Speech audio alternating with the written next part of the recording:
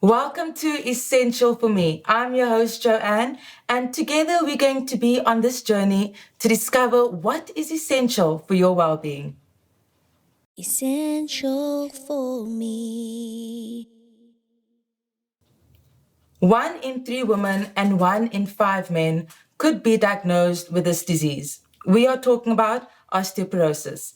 And with me, I have Tereza Hough, CEO of the National Osteoporosis Foundation in South Africa, as well as Endocrinologist Dr. Zane Stevens, who's joining me in conversation. Welcome. Hi, Jen. Lovely to have you here.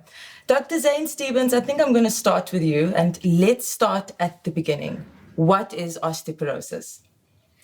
So it's a very good place to start. Yeah. Osteoporosis is a condition where the person has a problem with both the quantity of bone, so how much bone there is, but also importantly, the quality of that bone, meaning that the bone is more porous, putting the person at risk of a bone breaking if they have a degree of trauma. So that's what osteoporosis is in a nutshell. Okay. And I've heard that some people refer to it as the silent disease. Why is this? So that's a big problem. Unless you break a bone and it becomes abundantly obvious, most people will have absolutely no symptoms from this condition. So you'll be walking around with bone that is of a very poor quality, putting you at risk of that bone breaking, but be completely unaware of it. Yeah. That's the big problem. Yeah, everything's happening inside of your body, no way to Absolutely. see it. Tereza, just given the research that you are involved in at the foundation, what are some of the misconceptions regarding this disease? Well, I think in South Africa, the biggest misconception is that this is a disease that white older ladies get. Yeah. And I think our local research just highlights the fact that all race groups are affected by it. The other thing is that only old people get it. We know that younger people can also get osteoporosis if they have risk factors for developing osteoporosis. So I think that just the myth that it's only old people that get osteoporosis needs to be debunked. Everyone can get osteoporosis. Definitely. And perhaps also that men do not get osteoporosis is a myth that needs to be debunked. Absolutely. Okay. Men are also at risk of So osteoporosis. that gender misconception as well. Absolutely. Yes. And maybe just, if I may, to add to what Tereza said, so the prototype that we think about with osteoporosis may be an older person, but it is not a normal part of aging. So not everybody will develop osteoporosis as they get older. As you said earlier, 1 in 3 women and 1 in 5 men develop this condition. So it isn't normal for an old individual to fall and break the hip. That doesn't need to happen, and we try to prevent that from happening. Yeah. Thank you so much for adding that, Dr. Stevens. Tereza, you mentioned risk factors. So who is at risk then, and why? Well, as we said, 1 in 3 women, 1 in 5 men will develop an osteoporotic fracture over the age of 50. So everyone is at risk. But there is a myriad of risk factors that determine or that can impact your bone health. And I think here about long-term cortisone use for certain diseases, certain malignancies.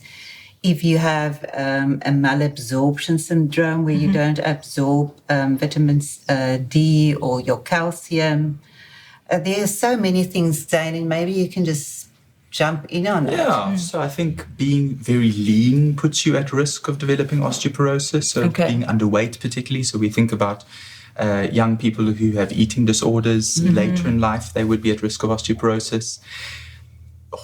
Sex hormones are very important drivers of maintenance of bone health. Estrogen in women and testosterone in men. So women who for long phases of their life have too low levels of estrogen are going to be at risk of osteoporosis later in life. And men who develop a testosterone deficiency for whatever reason are also equally at risk for osteoporosis. So I like to think about it as sort of all of us achieve in quantity the most bone that we're ever going to achieve. We refer to that as our peak bone mass in our sort of early 20s. Okay. So if you've been unwell for whatever reason, some kind of disease that impacts upon that peak bone health, later in life, you will be at risk of osteoporosis. And then as you go through life, if you have any of these diseases that Tereza mentioned, you're being on treatment with cortisone, you've got a malabsorptive disease, or some other diseases that might impact upon bone health, thyroid disease, for example, that affects the quality of bone through your adult life, you're also then at risk of osteoporosis. Yeah.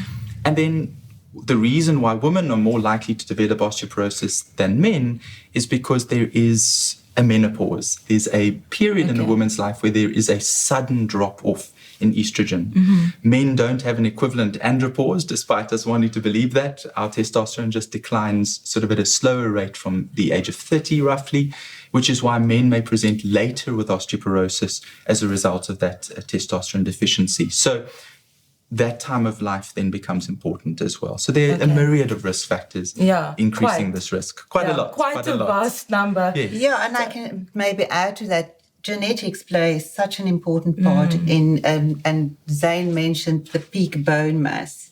So you have until about the age of 25 to build your peak bone mass.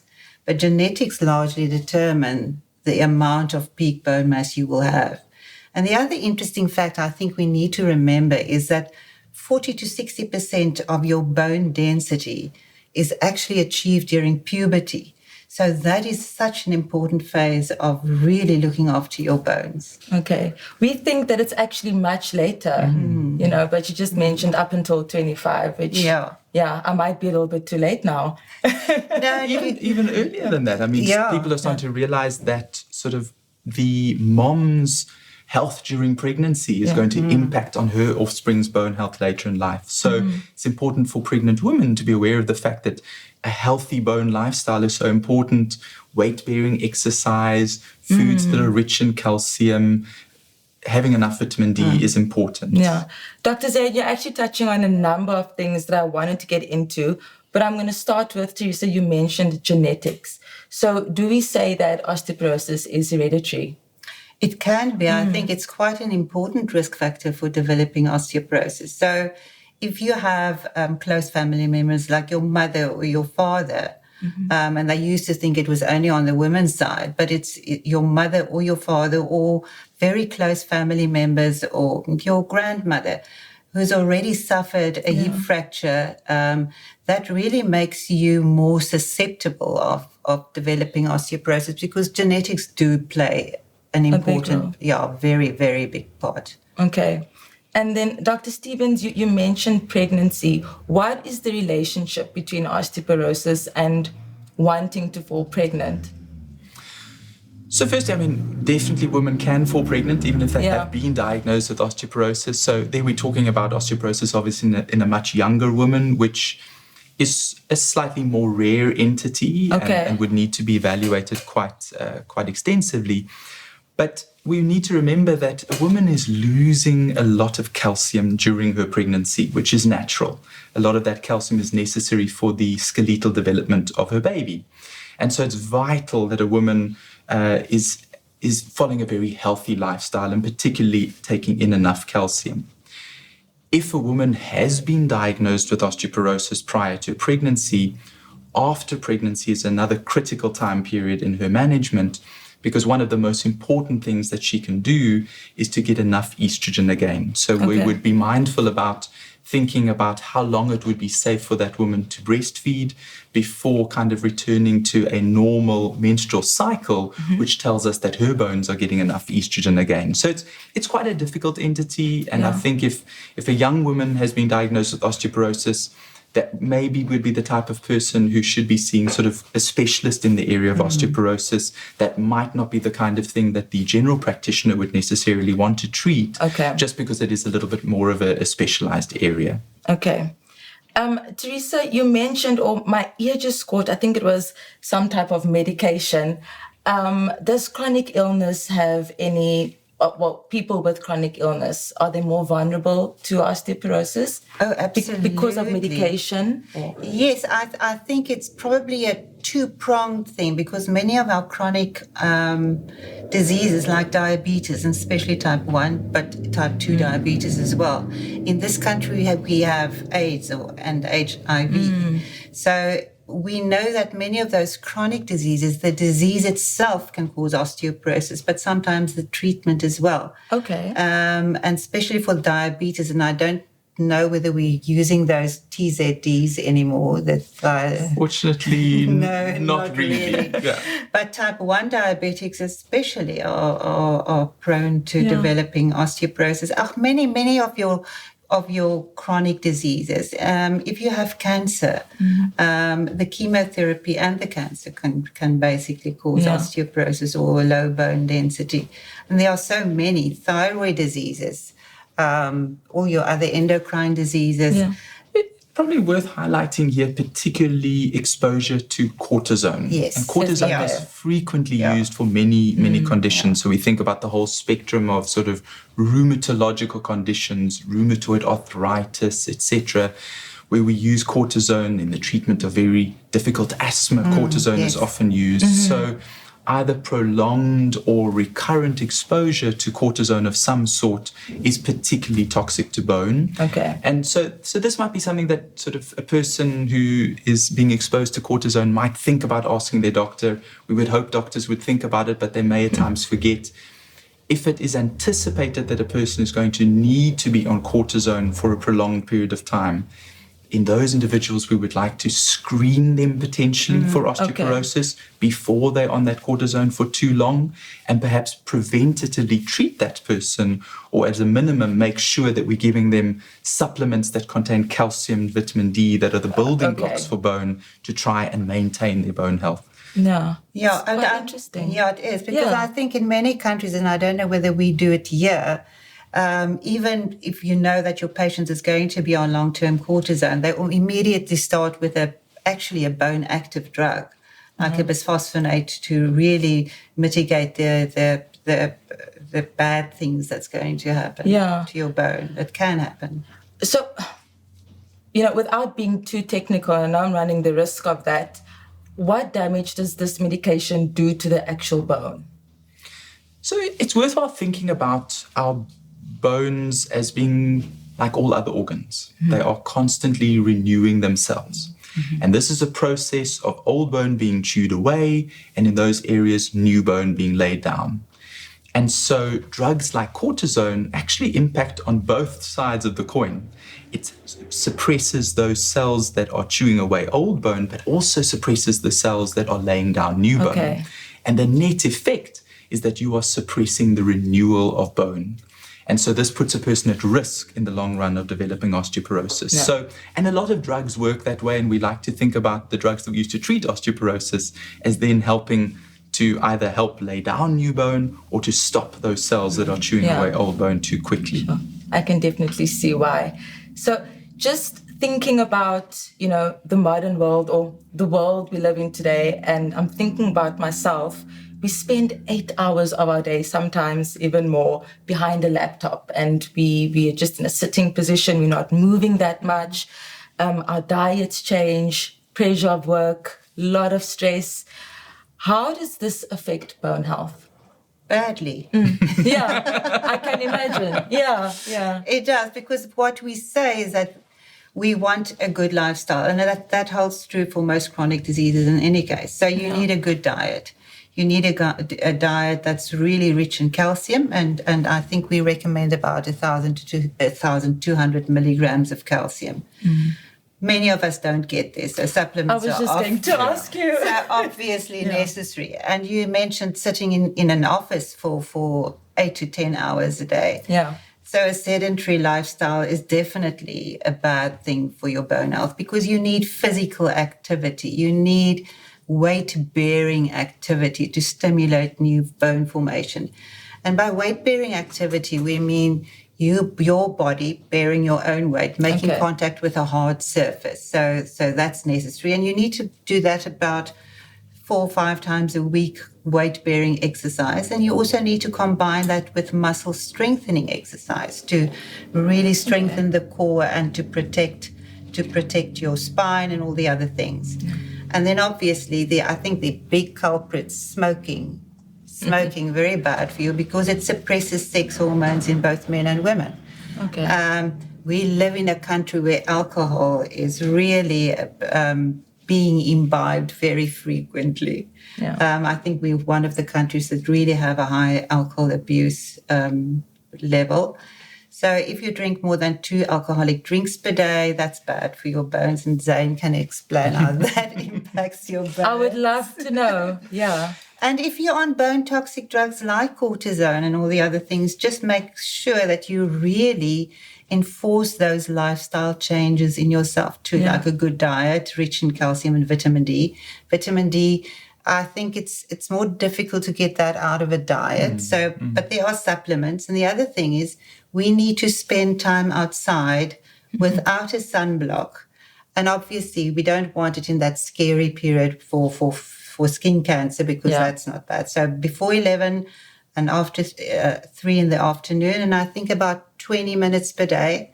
And also remember, the darker your skin is, the more time you need to spend in the sun to make vitamin D, because this is your biggest factory of making vitamin D is your skin. The melanin. Okay.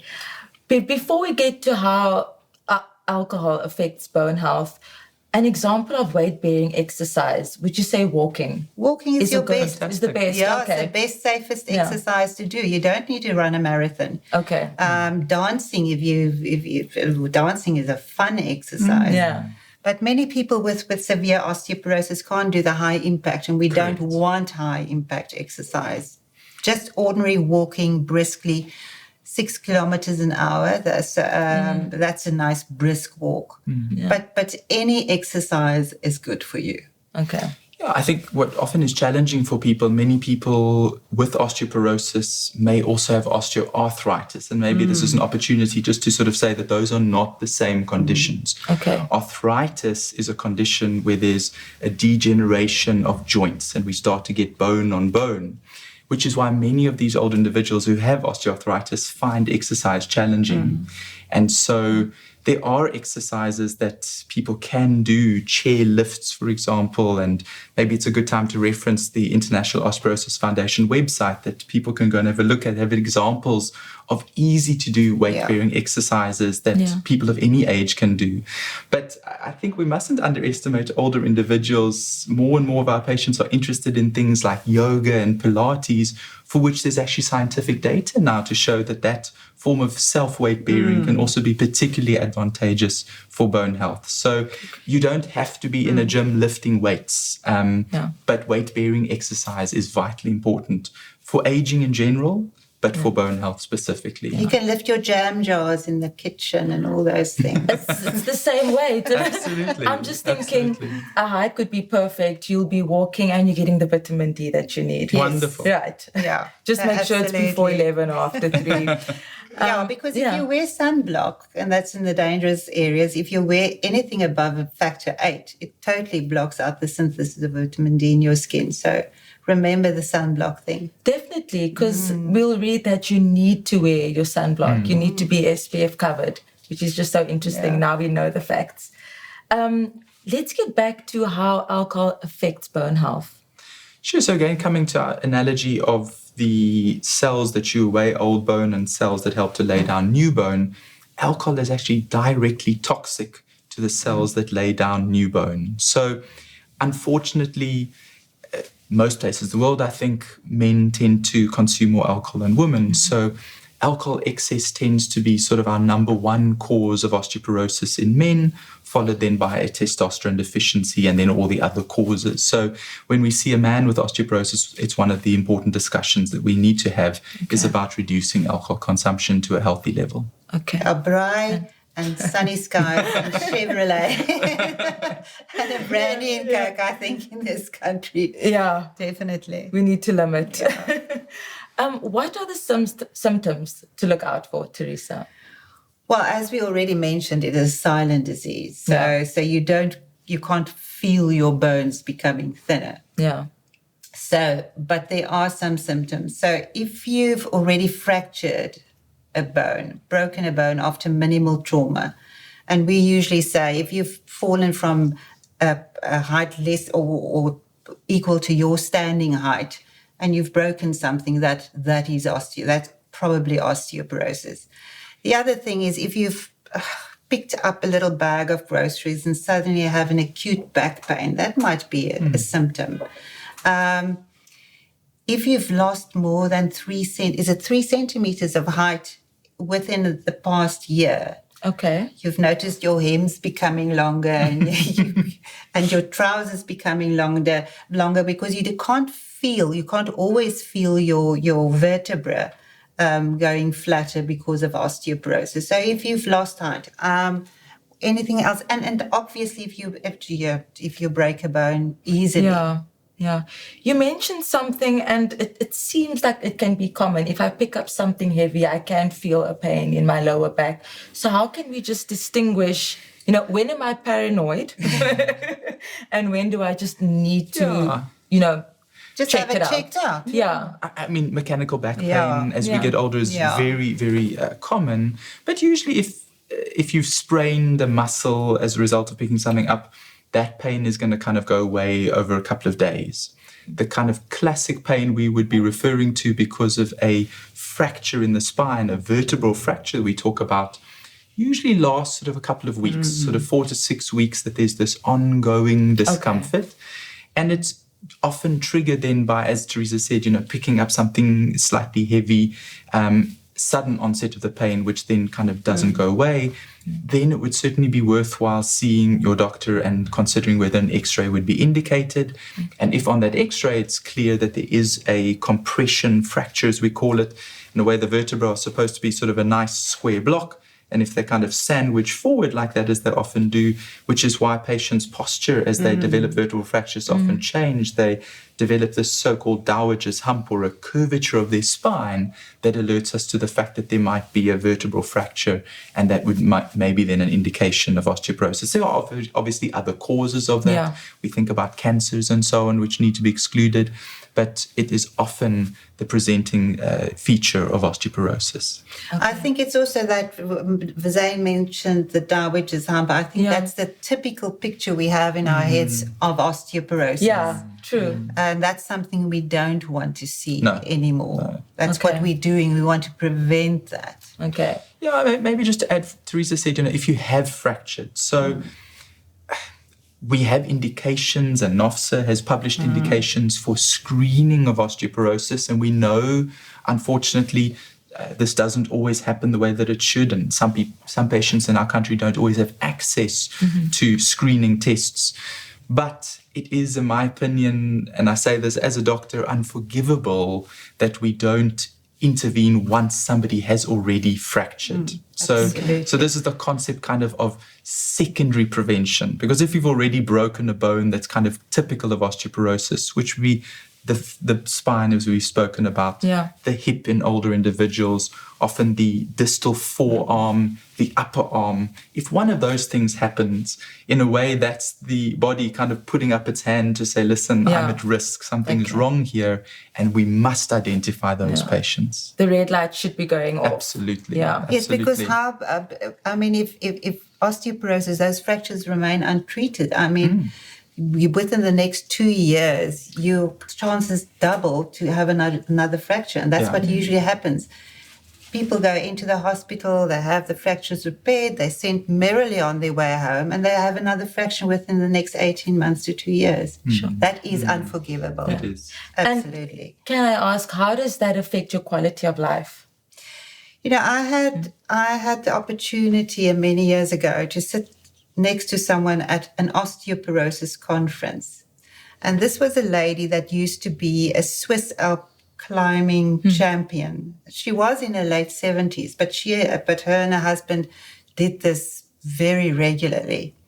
And this lady sat next to me, like hunched over. She had 8 vertebral fractures the previous year, untreated.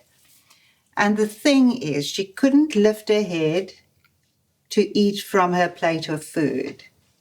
She couldn't lift her head to look anyone in the eye. That is the serious impact of untreated osteoporosis. And I think that is something that is unforgivable. And she came from a very, very first world country. And if we think we struggle in South Africa to get chronic diseases treated, it's the same. This is a global problem. People are not doing enough about osteoporosis. I think it's really low down on the list of priorities. Yeah. And it doesn't just impact on quality of life, Yeah. it actually impacts on quantity of life as well. So if we look at a person in their 70s or 80s who falls and breaks their hip, statistically 20% of those people will die in the first year after that hip fracture. Even if they have surgery and they have their hip replaced, many of these individuals are no longer as independently mobile as they were. So we can't sort of underscore this enough. It is a catastrophic event in an older person's life. They can go from being a fully functional, driving, self-sustained individual to now needing assistance with most activities of daily living. And you can imagine how frustrating that must be.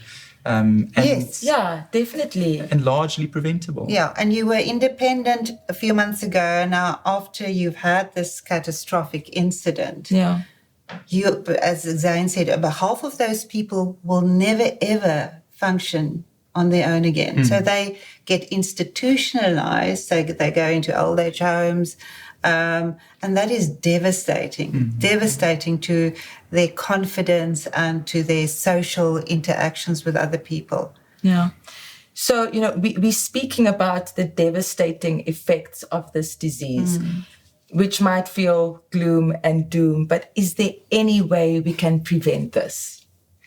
I mean, absolutely. So I think there are very good guidelines as to whom we should be screening for osteoporosis. Okay. And through Tereza's foundation, those guidelines are published. They are very similar to everywhere in the world. So if a woman has risk factors, obviously we're going to screen early, but all women should have a so-called DEXA scan, which is the gold standard tool that we use to diagnose osteoporosis at the age of 65 and all men at the age of 70. Okay. There might be reasons why we would do it earlier, but all people should have a screening test, because if we can diagnose osteoporosis, we can offer that person treatment. And that treatment is going to be a combination of all those healthy lifestyle things we spoke about, the weight-bearing exercise, avoiding things that are bad for your bone, the smoking, the alcohol excess, looking at your medication to see if we can adjust things. And then there is excellent treatment available for people living with osteoporosis. Doctor, can you elaborate on the treatment? Sure. And if we can reverse sort of the bad health that our bones are in when affected with this disease? Absolutely. So if we think about osteoporosis treatments, Tereza used the term earlier, bone active therapy, and I like that because we can be active about this. I think it's important to say that we might not be able to cure osteoporosis, and most individuals that are going to start treatment will probably need some form of treatment off and on most of their life. But we can arrest the decline in bone density with a family of treatments that we refer to as anti-resorptive medications. So as I said earlier, there are cells that chew away old bone. Yeah. And for many individuals with osteoporosis, particularly postmenopausal women and men over the age of 50, the problem actually at the bone level is those cells chewing away the old bone are doing so too quickly. And we have excellent medication that can slow that process down. Okay. We've got tablets available that you can drink daily, weekly, once a month. We've got once a year drips, infusions that we can give patients. We've got injections every 6 months. So we've got a large number of medications, so we can definitely find something that is suitable for that individual. Okay. And then on the other side of the coin, for patients that have got specific indications, maybe very low bone densities, or patients that already present to us with quite severe recurrent fractures, we've actually got medication that stimulate those cells to help to lay down new bone more avidly. So we can improve bone density. Okay. So a lot of patients kind of say, well, there's nothing I can do about this now. That's not true. Medication can actually improve bone density significantly. Yeah, and actually that active bone therapies, all these that Zane mentioned, it can prevent up to 60% of future fractures. And I think that's the good news. Excellent news. It's never too late to start that therapy. And I think that is also something that we need to dispel because so many doctors, and I know you one, you're not one of those, but so many doctors still tell their patients, it's too late to do anything about your bones. There's no hope. There's no hope, and that's rubbish. I think that's something that we really need to address. Yeah. I'm so glad we can highlight some good news in this conversation. Dr. Stevens, when you say improve, can we say we can reverse the disease, or is that not the right term? No, so I think, so if we think about bone density, we usually classify it as either completely normal, osteopenia or low bone mass for age is the more modern term, and then osteoporosis. So there's degrees. So often what we can do is if we diagnose osteoporosis, we can improve their bone density to maybe osteopenia, sometimes even back to normal.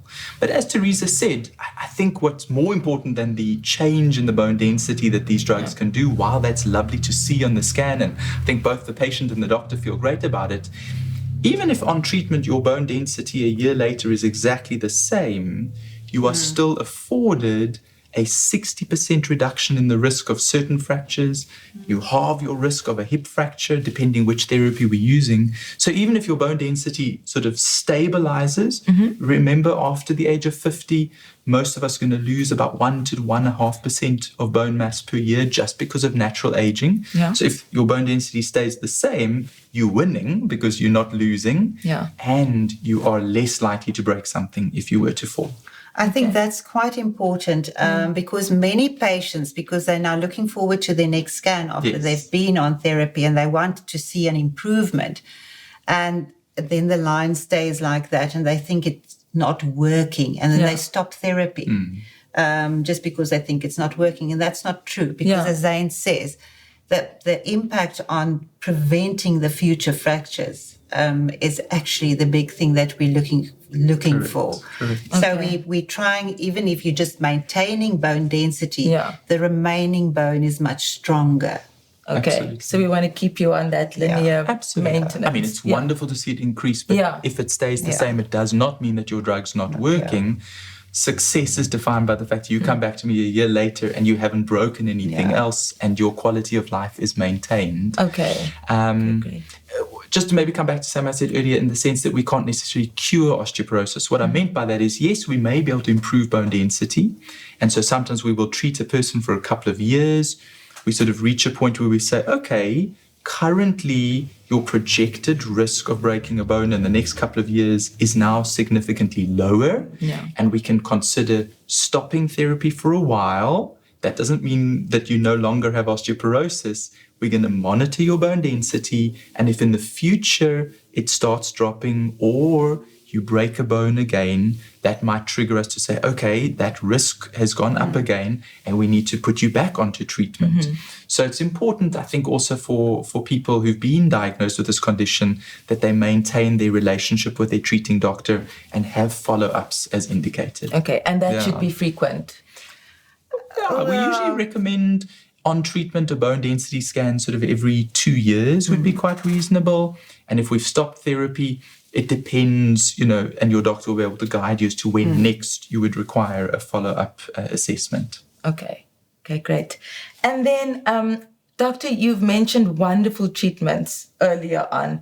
I would just like to know, how does the general person have access to those treatments? Is it through medical aid? And if not, are there other means that, we can get access to these treatments if you are diagnosed with osteoporosis? You touch a sore point here. I'm so sorry. I have to. But you give us the chance for advocacy here, which we're really happy about. So if we talk about the funded environment in South Africa, so people on medical aids, it's very sad to both Tereza and myself that the condition of osteoporosis is not on our national list of so-called prescribed minimum benefit conditions. So without getting too technical, a PMB means it doesn't matter what medical aid you're on. In this country, your medical aid has to provide treatment for a PMB condition. The medical aid may be able to choose which therapies they're happy to fund in totality, but there has to be treatment provided. If a condition is not a PMB, unfortunately, a medical aid is not legally bound to provide therapy. So we are in a situation where in South Africa, many medical aids do not pay for osteoporosis treatments, which sounds crazy. They're quite happy to pay for you to be in hospital, hundreds of thousands of rands for a hip replacement, for rehabilitation, only to let you fall a month later and break the other side because they haven't paid for the preventative treatment. So we criticize this tremendously, but that is the reality. So for a lot of our patients, their treatment is self-funded. So that's a discussion that we often have to have with patients, but we have a number of options available. Okay. Within the state sector, unfortunately, again, it's a little bit haphazard. Okay. We do know that osteoporosis therapies are available in the state sector to certain patients at academic hospitals, some of the larger hospitals. And in fact, sometimes it almost seems as though those patients have easier access in certain hospitals. Obviously, that's not across the country. Yeah. But that is the reality. Tereza, on behalf of NOFSA, fights the good fight continuously to try and see if we can change the status quo in South Africa. Yeah. But that's where we are at the moment. Yeah, I've been doing this for how long? 35 years. A number of years. And I had stars in my eyes that I was really going to make a difference at the medical aid level to really get it recognized as a PMB. But in this country, I think all our other chronic diseases, which might cause osteoporosis, is on that list. But osteoporosis is not there. But I'll fight there until I go into my grave with a hip fracture or without a hip fracture. So that's one of the things that's really close to my heart, is getting this recognized as a serious disease that it is. Yeah. No, thank you for fighting the good fight. And I think we still have a journey to walk, in terms of access and receiving treatment for all. But just on, the work that your foundation does, if you can just tap into that, and what does the awareness look like? What is the support out there for people diagnosed with osteoporosis and maybe family members that are supporting those that are diagnosed? Oh, those are quite a number of things that's also very close to my heart, because I'm going to start at the bottom here, not at the bottom really. The caregivers. I think they really are overlooked in many chronic disease treatments, because we know that people after their hip fracture, they do become immobile or they need assistance. So those caregivers really, and if you don't have a medical aid and you can't pay for caregiving, it's your family members that look after you. Yeah. Many have to give up their work to look after their family member full time. So I think that is something that needs highlighting.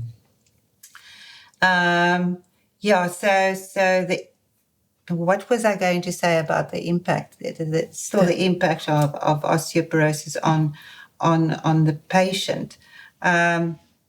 Maybe you can jump in there. And just to say the awareness, what sort of awareness is out there? Well, that is quite scary, because we did an awareness campaign to 25 to 30-year-olds a while ago. And it's scary that most of them doesn't even know the word osteoporosis exists. Because everyone thinks they're too young for something older to happen to them. So they don't start preventing. They don't even listen, because osteoporosis is a boring word.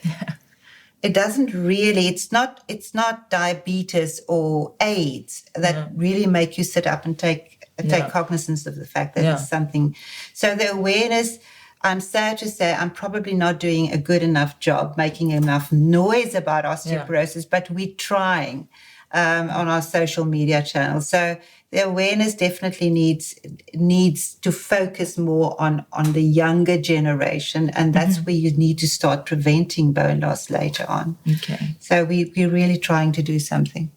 And you're doing very good work. I was just going to say, please, you are doing absolutely amazing work. Oh, thank you. But I think just to bring it all together, what can I do to, contribute to this cause, or to an awareness program, or to a support program, if I'm sitting here and I'm going to listen, and how can I get involved? I think what we do, because we visible on all social media platforms, on Facebook, on Twitter, on LinkedIn, on TikTok. We now even venturing on TikTok. Okay. You're joining the movement. And I think if you follow NOFSA and their website, on our website, definitely just make a noise about the things that we do. Share as widely as you can on all social media platforms. And I'm sad to say that many doctors, but you are very active, many doctors and the people that really need to know about what they should screen for, because doctors screen for cardiac disease, they screen for HIV, they screen for diabetes, and bone health is nowhere to be seen. Yeah. So I think that's one thing that we need to make the doctors aware about. And there's a beautiful tool, the FRAX tool that Zane can talk about, that doctors can use quickly to screen the patient in front of them for their risk of future fractures. So I think our job at the foundation is to really make doctors and patients and the public aware about osteoporosis, the risk factors, how it's diagnosed, how it's prevented, how it's treated. Yeah. And we also want to, obviously, by that knowledge, empower the patient to take much more of an active role in participating in their treatment process for osteoporosis and for other disease, I think. Great. Dr. Stevens, just very briefly, Tereza mentioned the FRAX tool. Just very briefly, can you just sum that up for us? So FRAX is an online fracture risk assessment tool which helps us to predict using very basic clinical risk factors. Did your mom or dad break a hip? Do you have certain chronic conditions? And we can, or we don't have to even use what your bone density score is.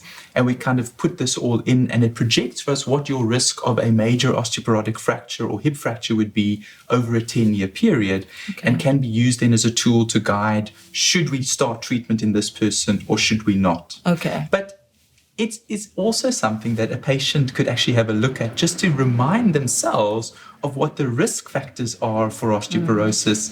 And if they kind of are ticking a lot of those boxes, open a discussion with their doctor to say, well, listen, what can I do to either prevent myself from developing osteoporosis as a younger person? Or if I am an older person, should I not actually be screened for osteoporosis formally, because I don't want to miss out the opportunity of being treated? But for me, it's about something Tereza said now. You know, I think we are really aware of diabetes. Yeah. We're really aware of heart disease. There's a lot of noise made, and correctly so, about breast cancer.